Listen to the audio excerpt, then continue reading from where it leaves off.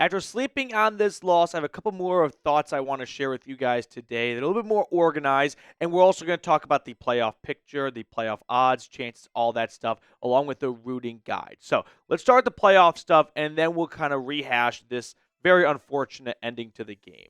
But the Broncos are currently the 7 seed. They do not have the head-to-head tiebreaker with the Chargers, the Ravens, or the Steelers. So unless the Ravens or Chargers lose out and Denver wins out, the Broncos are going to be the 7 seed. They are currently on a collision course to play in Northeast or Northwest New York and play the Buffalo Bills. Denver's current playoff odds is 82%. So still in a very good spot. If they win one of their last 2 games, they clinch. Mathematically, they are in. But on top of that, even if they were to lose out, which no one wants to hear, but if they were to lose in Cincinnati and home against the Chiefs, they still have a decent path to the playoffs. They just can't let a couple of other teams win out. So they've got 2 games remaining. They've got the Bengals coming up next Saturday. So Denver goes into this game with a 3-day rest advantage because the Bengals are playing on Sunday at home against the Browns. And rooting guide spoiler, you are cheering for the Browns. You are cheering against the Bengals for the rest of the season. If the Broncos lose Week 17, according to the New York Times playoff calculator, their odds go down to 73%. So still pretty good, but obviously when you are in, and if the Bengals lose on Sunday, they are on Saturday next week or Sunday, they are out. But if they lose any game of the 3 games remaining, they're out. Week 18. You've got the Kansas City Chiefs coming to town. Now, there's a real possibility that the Chiefs could have nothing to play for in this game. Patrick Mahomes is doing his usual thing where he's considered week to week, but then he's a full participant. How do you go from being week to week on Monday to being a full participant on Wednesday? I swear sometimes they just kind of manufacture these injuries to make him look like Superman. But if the Broncos were to lose to the Bengals and then again to the Chiefs, their playoff odds go down to 53%. Once more, if they win any of their last 2 games, they automatically clinch, no ifs, ands, nor buts about it. So, in short, you are obviously rooting for the Broncos to win one of those 2 games, or you are rooting for the Bengals, Dolphins, and Colts to lose just one of their 3 games remaining.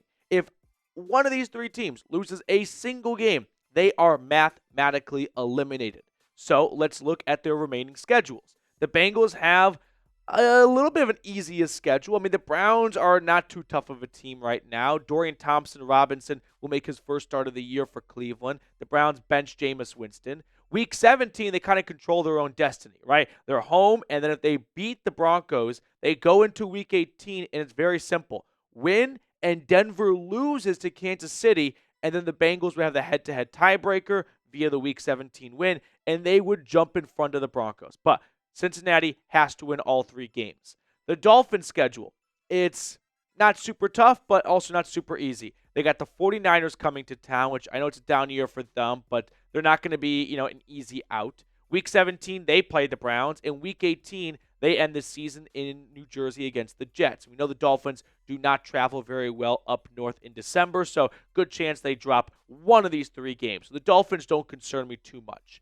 The Colts, I don't really know or understand what their playoff path is because the Broncos have the head-to-head tiebreaker with them, but they're still alive. I think it involves the Chargers losing out, but let's just have them lose one of these 3 games. But even if they were to win out, I still think the Broncos, they have the head-to-head tiebreaker. When you have a 3-way tie, it gets a little bit more complex. So that's where things could get a little hairy, but root against them. So let me ask you this question. Will the Broncos win a playoff game? They have a great record this year against teams below 500. Against teams above 500, not so good. They've lost to the Chiefs. They've lost to the Steelers. They've lost to the Ravens. They were swept by the Chargers. They have lost to pretty much everyone they have played that is in the playoff picture. So it's not looking really good right now for Denver to for Denver to win in the postseason. But I do want to just recalibrate everyone and remind you guys that if I told you in September Denver finishes with a winning record, you're probably not going to care what I say next. You are going to be happy they have their first winning record since 2016.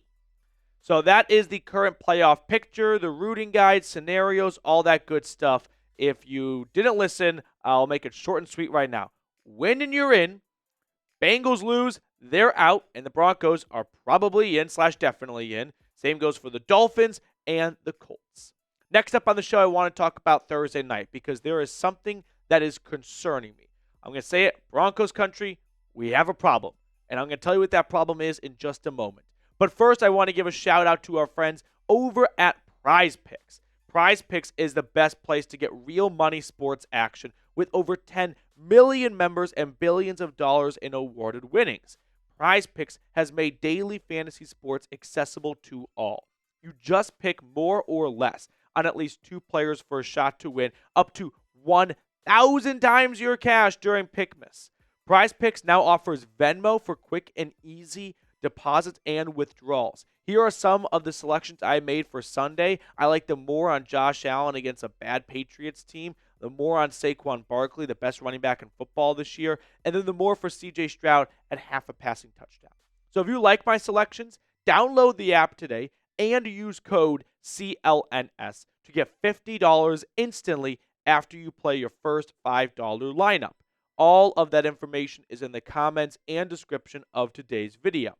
Download the app today and use code CLNS to get $50 instantly after you play your first $5 lineup. Prize Picks. Run your game.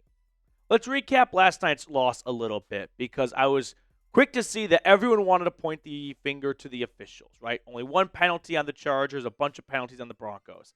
To be honest, most of the Broncos' penalties were earned. I mean, when you line up offsides, what do you want the officials to do? Like, that's not a judgment call. That's just you are across the line of scrimmage. Sure, they could have thrown a penalty on defensive pass interference on the ball to Marvin Mims, but I'm going to put the blame on Bo Nix. That ball was horrendously underthrown. Sure, the contact came a little bit early, but we've seen worse. So I don't put this loss on the officials. I put this loss on Sean Payton, Bo Nix, and the defense. This is a loss that people need to stop looking external and start looking internal. Because if you keep looking external, you're not going to fix the internal issues, and you're going to run into similar scores for the next 2 weeks, and you might miss the playoffs as a result. But one big, I wouldn't say changing moment in the game was the end of the first half, where you had the very rare free kick after a fair catch was called with no time left on the clock, and it sets up like a soccer free kick. And it presented a very quirky situation that everyone had to learn about really quickly. But to me, this was not just a one-off of, a little bit unlucky for the Broncos, right? How did this happen? A poor end to the first half. No, this is starting to become a little bit of an epidemic. Let's go back to last season. Because at the end of the first half, if you remember, last night I went back on the NFL films and was looking over this. Who remembers when Sean Payton called his final timeout with 22 seconds left on 4th down, giving the Chiefs time to then get into field goal range and make a 60-yard field goal to make it 13-0 at the half? The Chiefs were content to let the clock run out. The clock was running out, and then the Broncos, Sean Payton, decided to abruptly call a timeout and give the Chiefs 22 seconds, give Patrick Mahomes 3 timeouts in 22 seconds to get him field goal range, which he did. There was no excuse, no explanation other than it was a boneheaded mistake. But hey, mistakes happen, right? I make mistakes, you make mistakes. I'm not going to define someone because of one mistake. But now we're starting to see a pattern. Fast forward to the beginning of this year. Denver trailing 13-0, puts up 6 points, and with under 2 minutes to go, 1 timeout remaining, Sean Payton just kicks it off and does not bother to attempt an onside kick. Best case scenario, you use your timeout, you get a stop, and you get the ball back deep in your own territory with about 10 seconds. And that's exactly what happened. It made no sense whatsoever to not at least attempt an onside kick. Sure, not a high probability of recovering, but what's the probability of scoring a touchdown with no timeouts in 9 seconds? Why not at least attempt the onside kick? To me, that was a major boneheaded decision, but we are starting to notice a pattern. Week 10, the blocked field goal. There was so much tape out there for so many weeks, and there was no correction made about Alex Forsythe, and the Chiefs exploited it. It wasn't a fluke. It wasn't lucky. It was good scouting by Kansas City. They noticed it throughout the game. They noticed it throughout the weeks leading up to this game on film. We discussed it on our video following this game, going back all the way to week 1, where you see Alex Forsythe on his derriere after every single field goal unit where there is contact made on him. And then week 16, the free kick. There's 8 seconds left on the clock. Kick it out of bounds. I don't understand why you even put yourself, sure, albeit a very weird and fluky situation, and I'm not going to put too much blame on this one right here for Sean Payton, but when we have 4 in a nearly 2-year sample size of horrible mismanagement to the end of the first or second half, it's hard to just give Payton a pass for the end of the first half. We have a pattern of Sean Payton not handling the end of halves well. And I fear it's going to cost this team, which it already has, which this one in particular, I don't think cost them the game, because if you remember, Denver got the ball to start the second half. They marched down the field. They kicked a field goal, and the lead went right back to 11. Sure, it could have been a 14-point lead instead of an 11-point lead, but they did not lose the game because of that. They lost the game, in my opinion, because Justin Strnad got unnecessary roughness, giving the Chargers first and goal instead of 4th and 5, and they got 7 points instead of 3 points. But another decision that's being heavily criticized is this one here. On 4th and, I'll say 6, the TV calls it 5, but look at the line of scrimmage and look where he's got to go to. This is 4th and 6. Denver decided to punt it, 4:35. People are criticizing this decision.